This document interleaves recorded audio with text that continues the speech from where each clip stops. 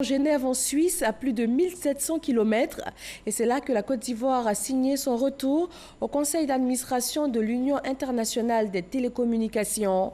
Après 16 années d'absence, le pays a fait d'importantes propositions à la nouvelle politique générale de l'institution. Mamadou Kouassi.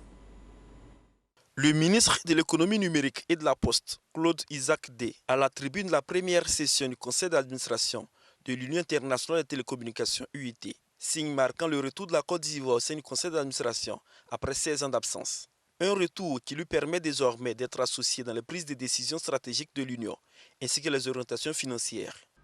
À tous, je voudrais réaffirmer que la Côte d'Ivoire prend la pleine mesure des enjeux et défis et a conscience des responsabilités qui sont les siennes. À cet égard, la Côte d'Ivoire voudra rassurer quant à la tenue des engagements pris, annoncés lors de la PPP 2018, notamment de rehausser sa contribution financière au sein de l'UIT en la multipliant par 8.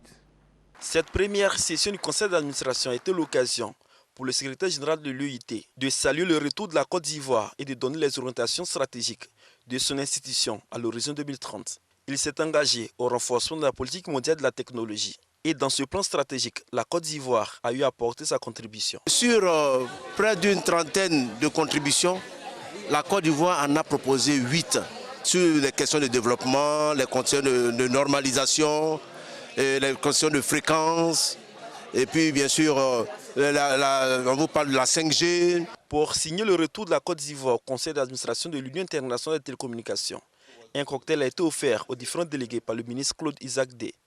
Un repas pour renforcer les liens entre la Côte d'Ivoire et les pays membres du conseil d'administration de l'UIT, Union internationale des télécommunications.